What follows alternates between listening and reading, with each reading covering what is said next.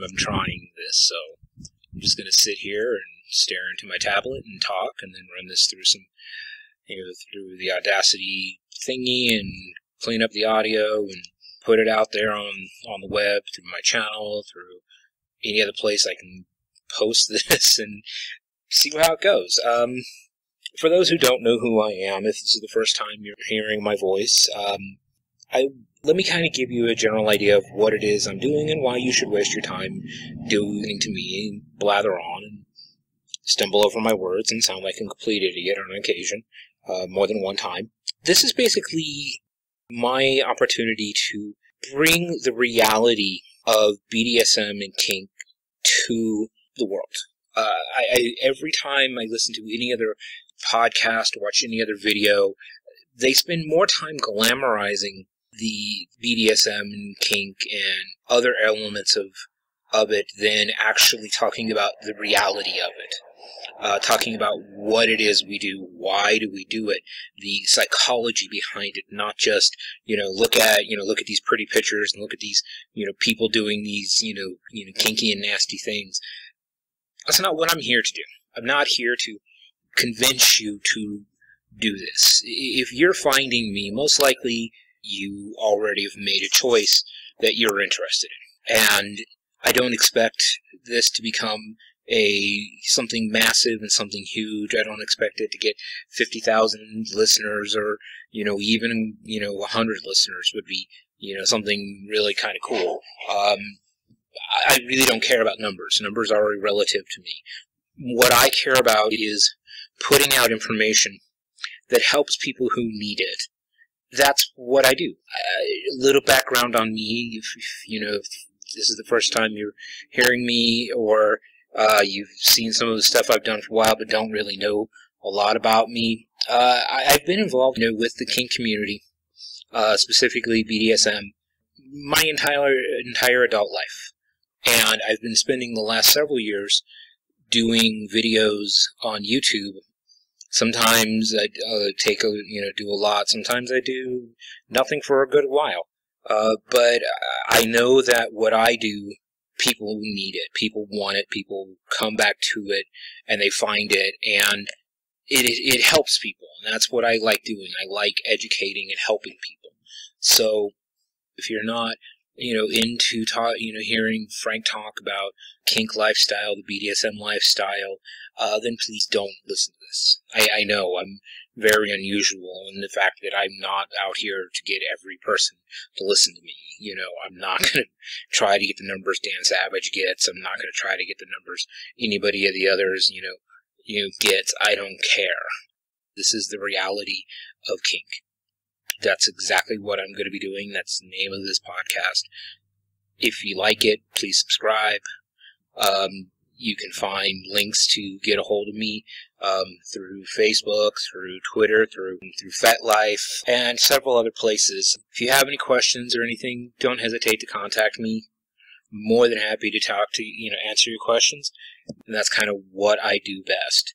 So let me kind of start this off with dealing with something that I've been dealing with for a good long while. I have multiple videos regarding this topic, and especially now that one thing is starting to happen, which I find annoying but yet necessary, is the mainstreaming of kink. With 50 Shades of Grey coming out, which is something I'll be talking about, here in a little bit. All this drama with Planned Parenthood, which is something I also want to talk about. All of these things that are going on, the concept and terms like safe words are becoming normalized, becoming part of everyday conversation. They're not just random things that we talk about. People understand the basic concept of a safe word, even though I've had arguments in the past with people going, why are they unnecessary? You must be doing something unsafe if you need them, and blah, blah, blah. And that's not the point. One of the things I've tried to argue, and I still try to go back to this, is the concept of safe words are useful in almost any kind of situation. Any kind of situation where your normal language and normal ways of communicating are not necessarily available. High-stress situations, situations where something is going on that's not, just two people sitting around a table talking. I think they can be useful in almost any of these contexts. I mean, seriously, if you think about it, if you're doing any kind of sex play, just basic sex play, and you're getting hot and heavy, there's very good chance of miscommunication. I hear all the time of where a sex scene starts with it being completely consensual, but somewhere in the middle, one of the partners, usually the female, I mean, I'm talking in a heterosexual sexual context here, changes their mind, but doesn't feel comfortable in expressing this. Next thing you know, it's date rape. And yes, I just brought up rape. Get over it. Okay, this is something that I'm going to be talking about on very different episodes coming down the line. And I am not a rape apologist by any stretch of the imagination. Rape is bad. Rape is bad. Rape is bad. End of story. No more discussion needed on that. But when you're talking about putting a situation where one partner believes that everything is consensual and the other partner believes that it's non-consensual, we have an issue here.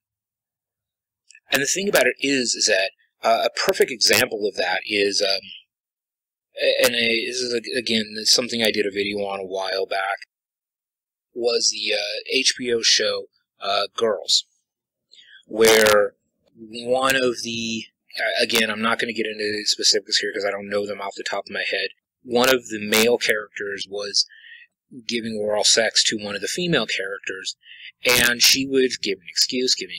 He was being dominant in the situation and plowed forward, and she didn't stop him. And she didn't just say, no, stop, don't. She let it happen, and then it turned into this whole, was it rape, was it not? And I had to be very clear on this. It wasn't. And one of the easiest, simplest ways that this could have been handled is with a safe word. And the thing about it is that the standard safe words are all very, very known. Red means stop. Yellow means do, there's a problem or do something else. Green means whatever it is you're doing and you seem to be holding back, keep going. I like that. And the thing about it is that if these things are put into practice, into normal sexual relationships, things are going to get a little bit easier. Things are going to get a little bit less complicated. And if you do it right, and you do it, because one of the first major things is communication. One of the things that I'm going to kind of skip around here on things I wanted to talk about was there's been this concept of, and again, it's come, going, me skipping around here, is the concept of BDSM as a catch-all for sexual violence. With one thing missing, and then one article brought it up, was, it was sexual violence. It's, sexual violence is okay if it's consensual. If you have consent, and you have that communication, and you have safe words in play, and you have all of these things talked about, it goes from sexual violence to sexual play. And that's one of the key things that a lot of these people are not understanding. But the thing about it is that having safe words as part of it means you have to have a conversation. You have to talk to each other. You have to actually try to communicate about what it is you're about to do sexually. Whether it's something simple, as in just basic sex, or something very complicated as a high-end bondage scene, or a flogging scene, or any of these, types of scenes, up to and including rape play, a rape scene, or a interrogation scene, or a humiliation scene. And these are things that take a lot of time, and a lot of conversation, and a lot of a lot of communication that you normally wouldn't have with a normal person. And people go, well, that takes the passion out of it. I think it actually doesn't. I think that you can actually have this communication in ways that continue the sexy. Where you're like, oh yeah, do you like this, or do you like that, or ooh, I'd love to try this. I'm not sure about that, but how about this? And you could move the conversation back and forth in a kinky manner, in a sexy manner, but still establish ground rules. I'm totally cool with with you playing with my balls, but I don't really want you putting a finger in my ass. Okay, I'm totally cool with you, fingering me, but I don't want a finger in my ass. It's okay if you play with my tits, but don't bite on them. There's, you can have these conversations, and if you put safe words as part of it, and if we get too rough, I might, I might. If I feel like I need to slow you or stop you, I'm going to say this. And you're like, okay, so I know I can just go until you say that. That makes it life so much easier. Or as somebody who's coming in as a dominant, you need to say, these are your safe words. And this is how we are doing it. And yes, you want to make sure they're comfortable with it, but at the same point, by establishing rules and establishing guidelines, you create a world where you can play. You're not limited to just, I can just do this or I can just do that. No, you've had the conversation where you can allow yourself to open up and go and not hold back, because here's my limits. Here's where I can have to stop. Once you hit those lines, once you hit those, get to those places, you know these things are there just in case you go over the edge. And you don't have to worry about somebody being upset or somebody being angry, because you had established rules. The safe word was there specifically to make things so that if something goes wrong, there is a safety break. For those who out there who don't believe in safe words or don't refuse to use safe words, I don't understand you. I don't understand you. Inside the community, we have basically two systems of safety.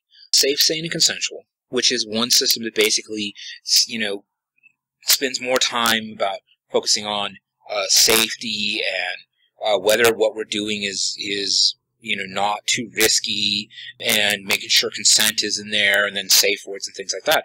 And risk-aware, consensual kink. And in most versions of RAC, it's very similar to safe, sane, and consensual. It just, they don't like using safe words. We're like, well, they should be aware of these things, and it's the roller coaster mentality, and I think the roller coaster mentality is good to a point. The thing about it, even with roller coasters, you have safety harnesses. You have, the cars are meant to, fit to the track, and if something goes wrong, it will stop. If it goes wrong, it could go off the rails, and everybody gets hurt. And again, there are times where the roller coaster concept, high-end play, like interrogation play, or humiliation play, or even to say it, even rape play. These are areas where usually you don't have safe words, but those are rare. Those should be something that are done on a super rare occasion. I love doing interrogation play. One of my favorite plays of all time. If I'm lucky, I get to do it once every couple years. And I always have a third person there to watch. Because that's the one time and the one style of play that I allow myself to just go. Don't stop. Don't think. Don't do nothing. Just go. And you can't do that with basic flogging, or when you're doing basic bondage, or even high-end bondage, Japanese style. You do have to have that open communication, especially when it comes to bondage. You have to have a much more open communication style than you would, let's say, when you're doing things like flogging or spanking or other things. You do have to have a much more flowing communication style because of the potential of damage. And I can get into specifics on these play styles later, but on another episode. But the reality is that if you're going to play any kind of play style you do, I believe there should be some safety mechanism. And even when it comes to the super high-end play, there should be, if you haven't had, especially when it comes to things like humiliation play or interrogation play or rape play, if you haven't had very long, multiple conversations about what it is you're going to do, then don't do it. If you're not 110% sure about the person you're playing with, that they are going to respect your guidelines and boundaries, don't do it. And I don't care if you're topping or bottoming in this situation. Don't do it. It just is going to wind up being bad. Bad for you, bad for them. It's going to wind up, the energy in the scene is going to be horrible. So, I'm going to take a quick break. I don't know if I'm going to throw something in between here or not, but I'm going to take a quick break. I'm going to come back, and I just actually hit on a topic that I want to talk about. I won't tell you what it is right now. You're going to have to come back in a minute.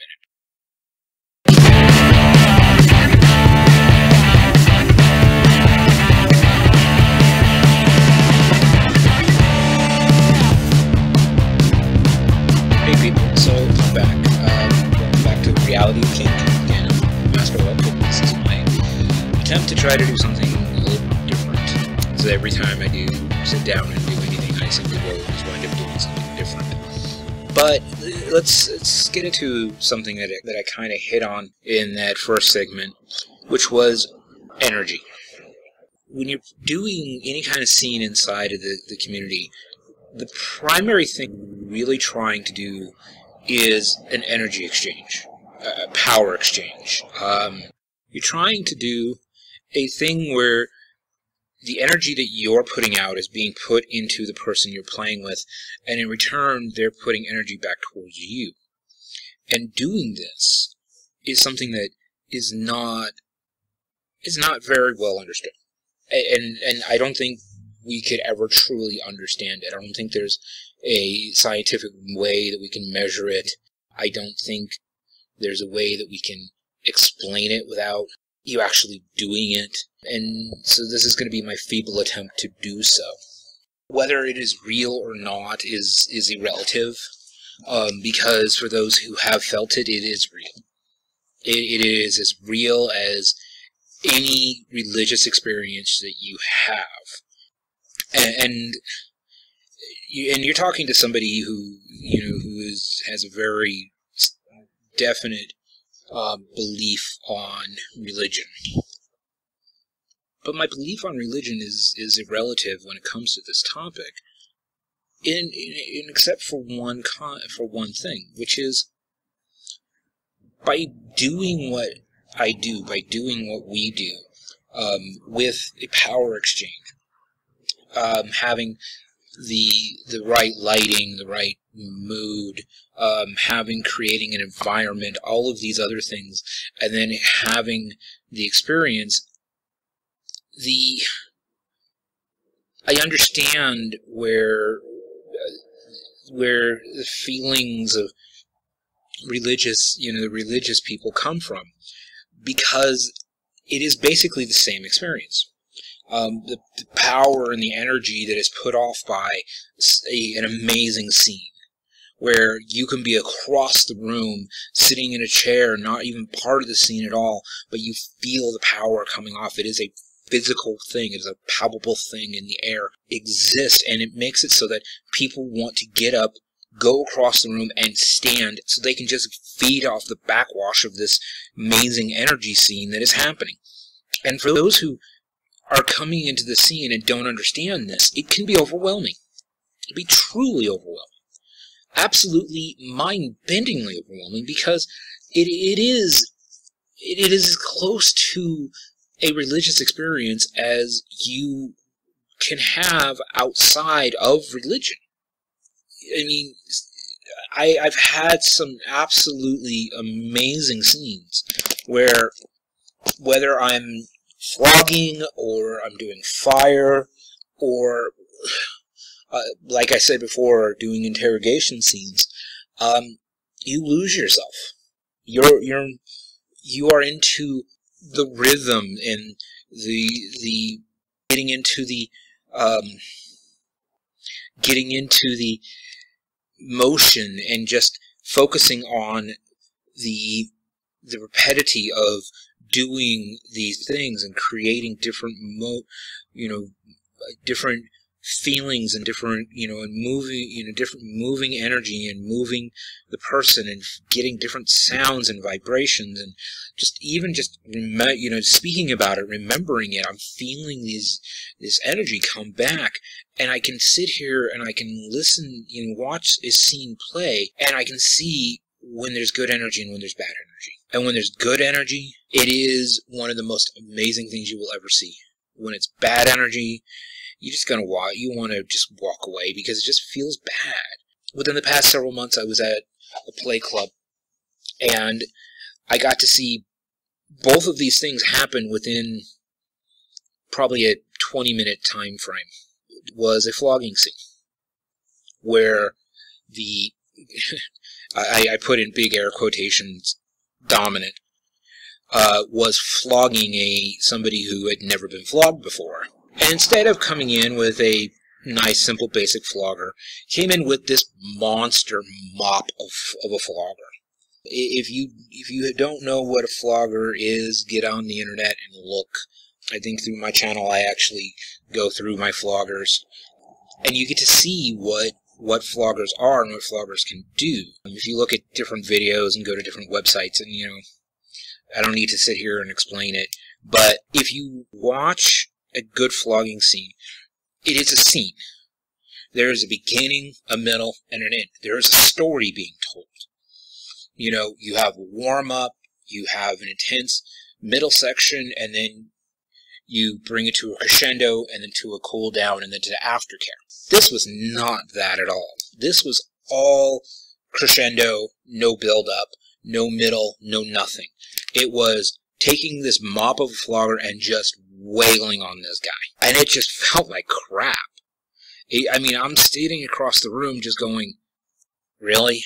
That's what they pass off as flogging here? And I just sat and I was just like, I just could not get it. I just not understand it. 15, 20 minutes later, I'm sitting, relaxing, and my girl pulls me aside and says, "Hey, come here, check this." We go into this room, and there's a scene where there's a girl blindfolded. She's got all these different colored balloons blown up, taped to her back, and she had to guess the color of the balloon that was popped. And if she did, she had a clothespin taken off. If she got it wrong, she had a clothespin put on. She didn't necessarily like clothespins being put on or pulled off, but pulled off, they hurt less. Off, they're not, at least they're off. This scene was one of the best scenes I've seen in a good long while, because everybody was having fun. Everybody was laughing. Everybody was enjoying themselves. Every time the balloon would pop and the girl would make a guess, and they wouldn't tell her whether she was right or wrong. She would either have a clothespin pulled off or a clothespin on, and you could hear the anguish in her voice when it was put on. And it was great. And it was amazing. And it's like, even though she hated it, it was fun. And it was the energy coming off of it was so positive and felt good. It was like everything that was wrong with this other scene was amazing with this scene. And I sat there and I watched it for not too long because the room was crowded, but it reminded me why we do what we do.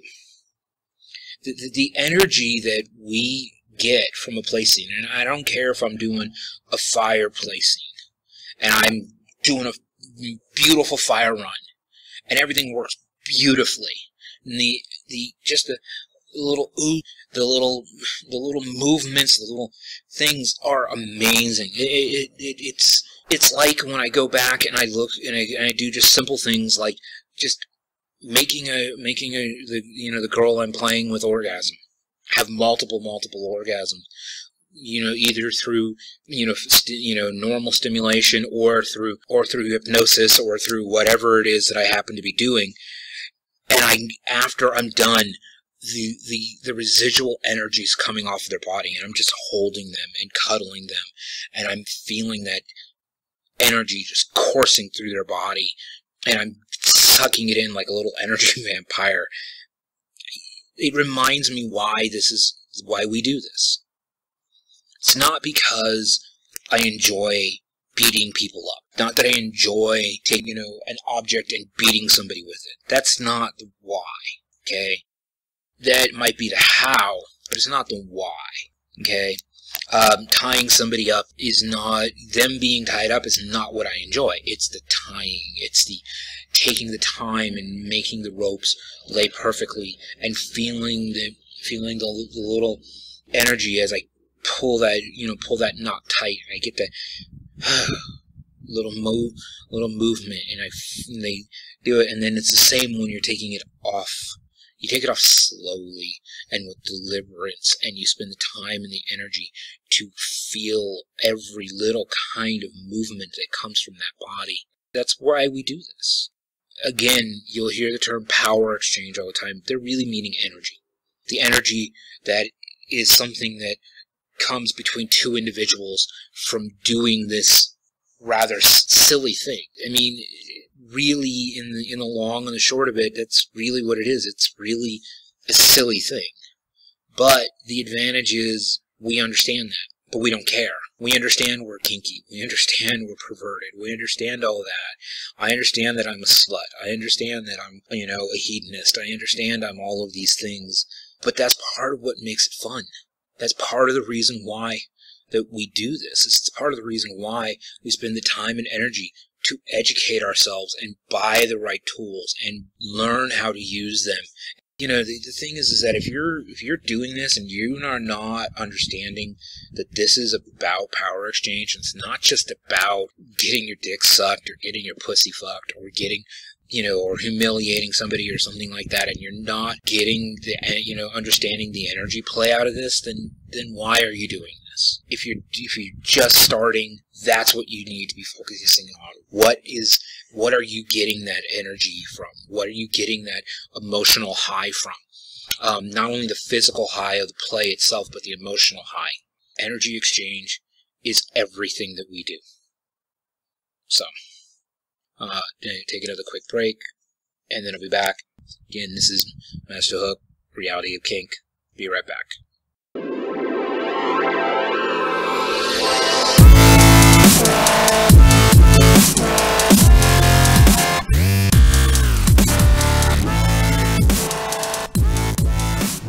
Welcome back to Reality of Kink. This is Master Hook. I wanted to take a minute here because this is the third segment of this thing that I'm doing. I wanted to direct people to my YouTube page if you haven't already. If you're not already watching, video of this, if you're listening to this in a podcast, go to my YouTube page. It's just youtube.com/MasterHook. Subscribe. All of these podcasts are going to go up there, plus tons of other content that I do just for the YouTube channel. And pretty much anything I do is going to wind up going up there. So check that out. Plus, you can link up to my Facebook page and my Twitter page. And you can hook up with all of my other places on the internet. You can find me on FetLife. I've got 2 different accounts that I go to. Just search for Master Hook. If you search for Master Hook YT, that's my one exclusively for my YouTube people. My other one's my more private account, but if you want to talk to me, that's another place you can get a hold of me. I wanted to talk about this thing in the media that's been happening recently, and I know I brought it up before, and I talked about it, but I wanted to get in more depth about it. The concept of the difference between sexual violence and violent sexual play, or aggressive sexual play, or dominant, submissive sexual play. And I think the major difference is that people don't understand. They don't understand what the difference is. They don't understand why the same exact actions that can take place in a violent sexual encounter that happened in a consensual encounter, that these are not the same. That no matter what you want to call it, no matter what you think, just because it is the same physical thing. They're not the same. It's like the difference between guys fighting in the street and guys fighting in a cage. Okay? The guys who are fighting in the street, there's no rules, there's no regulations, there's no conversation, there's no nothing. It's just, it happens. Guys fighting in a cage, these are guys who are taking time, they've taken time to practice and learn their art, learn their skills, they've taken time to either through themselves or through a manager have negotiated what the terms of the fight are going to be. There's time limits, there's safety precautions, there's all of these things. But yet, the guys fighting in the streets and the guys fighting in the cage, it's still fighting. That's really the difference between what happens in the more aggressive side of BDSM and kink versus the non-consensual side of sexual violence and rape. And one of the things that a lot of people don't also understand is that the majority of BDSM and the majority of kink isn't violent. I hate to tell these people, but it's just not. Normal dominant submissive relationships, the violence is almost non-existent. It's just not there. It is more about structure and control and about creating a relationship that has order and structure. And the reality is that in the beginning, in the baseline is it's a relationship.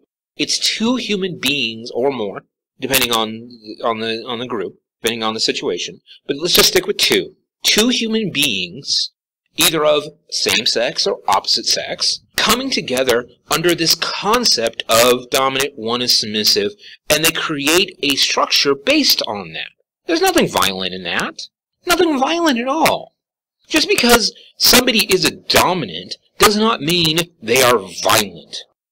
Doesn't mean that they are these alpha male aggressive, I beat my chest in, I beat my women, I drag them by their hair, and that's bullshit. The majority of the people who are dominants in this community are some of the most controlled, mannered people you will ever meet. We, and I'm speaking here as a dominant male inside the community, we pride ourselves on honor and, and being above reproach, being better than normal people. And I know that sounds arrogant, but but that's part of what we do, part of who we are. We doing what we do, we need to be arrogant. We need to have this feeling that we are, in some way or another, better than others. Now, is that true in real life? No. No, I don't think I'm better than you. I don't think I'm better than the next person. I don't think I'm better than anybody. I know people who are better than me. I know people who are worse than me. I know people who are richer. I know people who are poorer. I know people who are thinner. I know people who are fatter. It doesn't matter. But I take pride in who I am. I take pride in what I do. I take pride in the skills that I've learned, in the abilities that I have. The fact that I know, that I spent years working on fire, playing with fire. One of the most dangerous things out there. One of the scariest things in our community. I take pride in knowing how to do amazing fire play. I take pride in knowing how to use a flogger in a way that I can lay down a strike exactly where I want it. Fractions of an inch of where I intended at the power that I wanted. Is it going to be hard? Is it going to be soft? I'm not that great, I'm not super great at bondage, but I do take pride in the bondage that I do. I take pride in teaching the people that I bring into my life what it is that it makes me happy and how I can help them find happiness in it. And the fact that people see this from the outside world and think that all this is about violence and aggression and, victimizing women and blah, blah, blah, tells me they have no fucking clue what they're talking about. That they don't actually talk to any women who are in this community. There are women in this community that take massive pride in their service. and their ability to be a bottom. And there are men who do the same thing. And there are women who take pride in being a dominant, female, or dominating women, and being able to enjoy it. And there are men, just like me, who take pride in being able to enjoy the dominating of women. And I don't do it to all women. I don't care, okay? If you're a woman and you're listening to me, but I wouldn't let you dominate me. I don't want to dominate you. I don't. I have absolutely no fucking interest in you. I only want to dominate women who want me to dominate them. That they understand that this is the way I do things. That if you have come to me and want me to dominate you, I am going to see you naked. I am going to be fucking you. I am going to be having my way with you. I am going to be asking you to do things that you might find uncomfortable. I am going to give you rules and structures that you may not be used to, such as not being able to wear panties all the time. But I only do this with the women who want it. I think that's the major issue that a lot of people don't get is that this is a group. We have chose to do this. We have chose to be kinky. We have chose to be perverted. We have chose to be these things. And we know it and we understand it and we revel in it. If you aren't part of that, don't come to us. We don't care about you. We don't want to talk to you. We don't want to know you exist. We don't want you to know we exist. We are the outsiders. We enjoy being the outsiders. We enjoy being that little group that people talk about only in secrets and little titters. We know that. We enjoy it. We enjoy flouting societal, the things that society says are bad. I mean, I can mind, inside of our community, Nazi play is something, something that is done, but honestly, it's actually pretty damn gorgeous. The uniforms are pretty damn amazing. Now, do I think the Nazis are, any good or anything special? No, I honestly think the Nazis are absolutely the most disgusting thing in the world. But also, you can mind that I'm somebody who enjoys dressing up as a pirate on occasion. And the pirates were not necessarily the most kind human beings. Yes, we romanticize them, and we go to see films with Johnny Depp and go, yo-ho-ho. But the thing about it is that if you actually look back at what pirates were, they were not nice in any way, shape, or form. We also do things like, actual slave play, where you have black slaves with white masters, and we do race play, and we do age play, and we do all of these different plays that just as soon as you hear they exist, your first thought is, oh my God, how horrible! We smile. We go, yeah, how horrible. We laugh. We think it's funny that you are acting that way. BDSM and kink lifestyle that if you're going to do, you have to understand you are on the outside.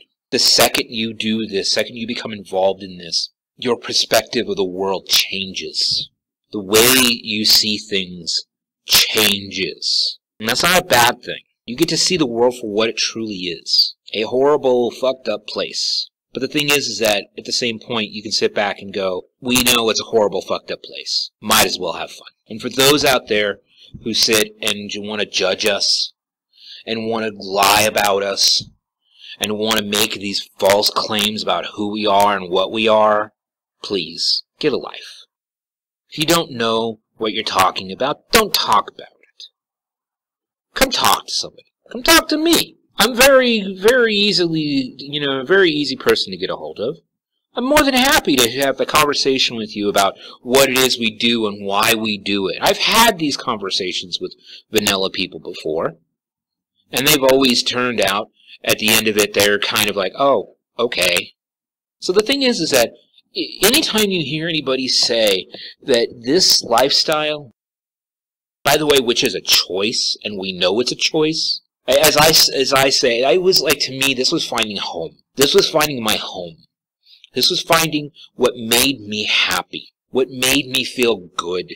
And the thing is that there's nothing bad about that. There's nothing wrong with that. There are people who do that in every lifestyle. There's people who are, cosplayers who they found a home dressing up as pick a comic book character. There are people who found homes in everything. There are people who found homes just playing D&D. There are people who found homes in comic book shops. People who found homes in all of these different places. And the thing is that we understand it. In fact, we are a lot of times the same people. We just take it the next step. We just say all of these fantasy things that you think about, we do. I had a discussion the other night with my girl about what fantasies that I had. And I sat there and I went, I kind of only have a couple, but they're really super unrealistic, so they're not really something I would even try to push. I think that that's one of the things that is something that we get to have the enjoyment of doing what we think. Most vanilla people don't.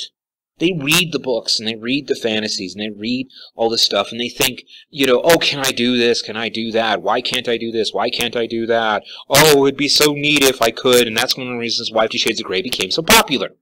It's because it was the fantasy, and the thing about it is that we aren't afraid of living our fantasies. And by the way, 50 Shades of Grey was a total freaking fantasy. It was what's called the TPE, Total Power Exchange Relationship. And the thing about it is that just as we've, that I've known for years and years and years and years, it is fantasy. There's no rich millionaires out there who will take on girls like this and just buy them everything and buy all their clothes and buy all their, travel and, keep them in a lap of luxury just so they can have a fuck toy. That almost doesn't exist. It's a myth. It's a fantasy. It's something that doesn't exist. And this book just makes it the most neat thing ever.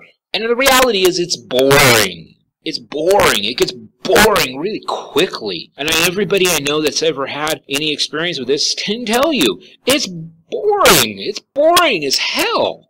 It gets old really, really quick.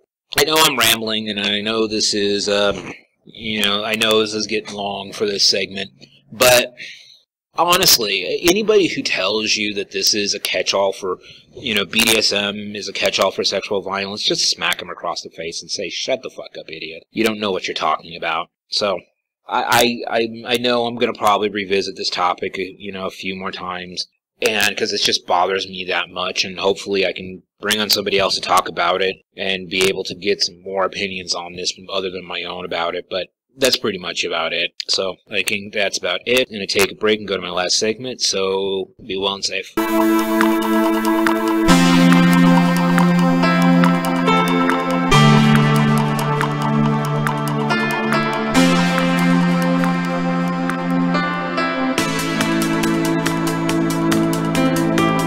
Hey people, welcome back to Reality of Kink. It's Master Hook again.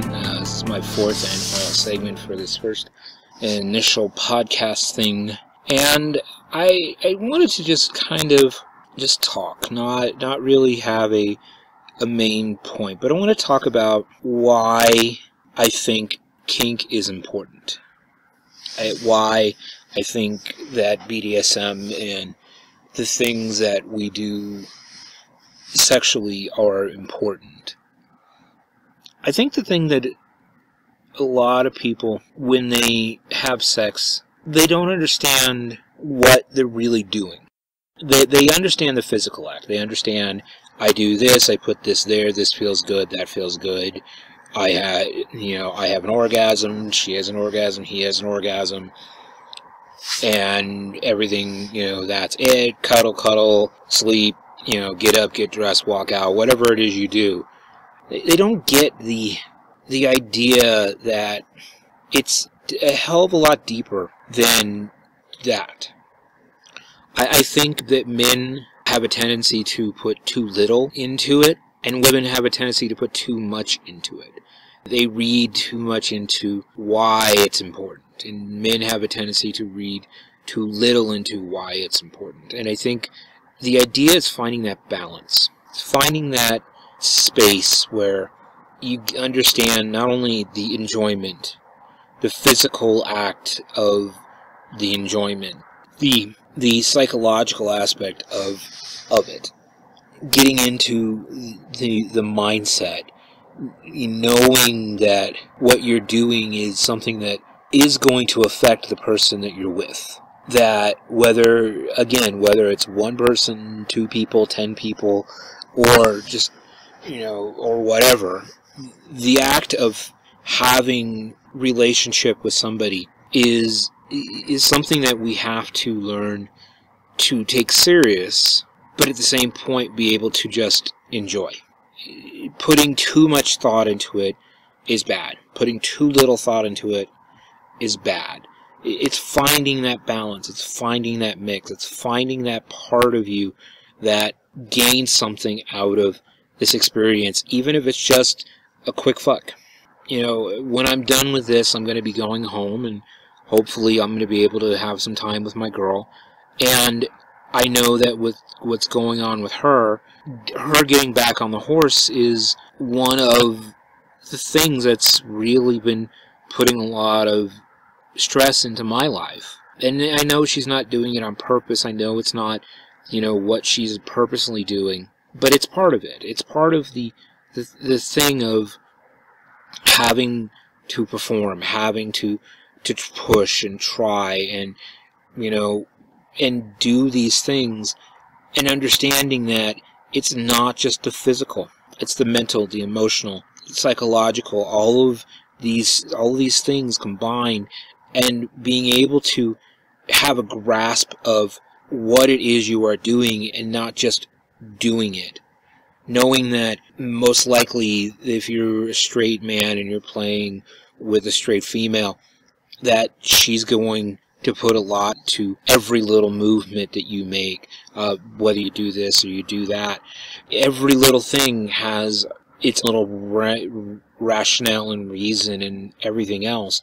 That's part of the whole thing. And what I want you to take away from this, beyond all my other rants and all my other things and, glitches and recordings and other things, is I want you to try to take the time to not necessarily learn about your partner, but learn about yourself. Know yourself.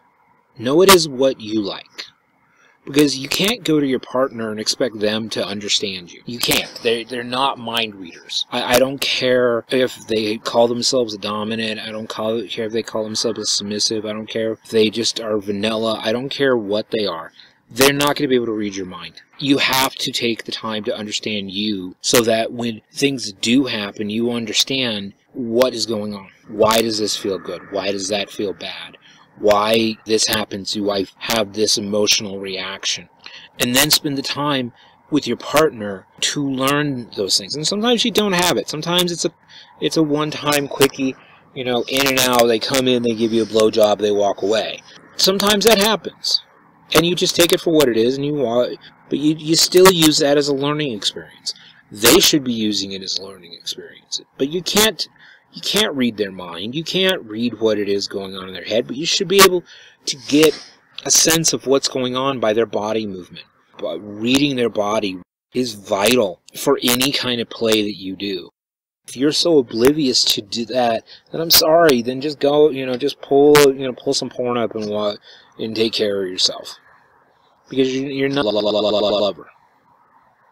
You're not. You're just not. You're not going to be able to spend the time to actually educate yourself and learn about what it is that you are and why you do it. I've spent a good chunk of my life just thinking about sex. I know that for me, I am a hypersexual person. I could have sex several times a day and not think twice about it. And even at 41, I'm still able to do these things. And I'm not trying to brag, I'm just stating facts. But I want you to take the time to learn yourself, to learn who you are, to learn what you are, to learn things about, yourself and your mind before you go into that next play session. Know who you are and what you like and what you don't like. And sometimes you're going to do things that you might have to do things you don't like, because you know that you're going to get something on the other side. You know that, giving oral might not necessarily be your most favorite thing, but you know that if you do that, the other person will do these other things that you really like. So you have to be willing to compromise with yourself. And then sometimes that's a hard thing to do. But I'll tell you, and just being straightforward and honest, it's worth it. It's worth taking on yourself, to educate yourself, to know what's going on in your head, so that when you actually are doing it, you can relax and enjoy it and just be in the moment. You can let go. Not worried about the bills or the kids or pain or anything else that's going on in your life. You can just relax and enjoy it. So, I hope you learned something. I hope that in some way I've educated you in a way that has made your life a little better. If you did, please, like I said, subscribe to my YouTube channel.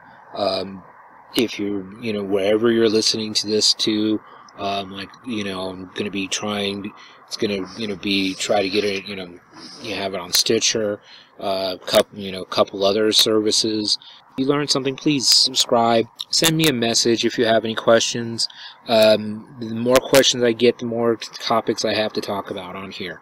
So, and if anybody's interested in just coming on and talking, to me on the show, please get a hold of me, see where we go from there.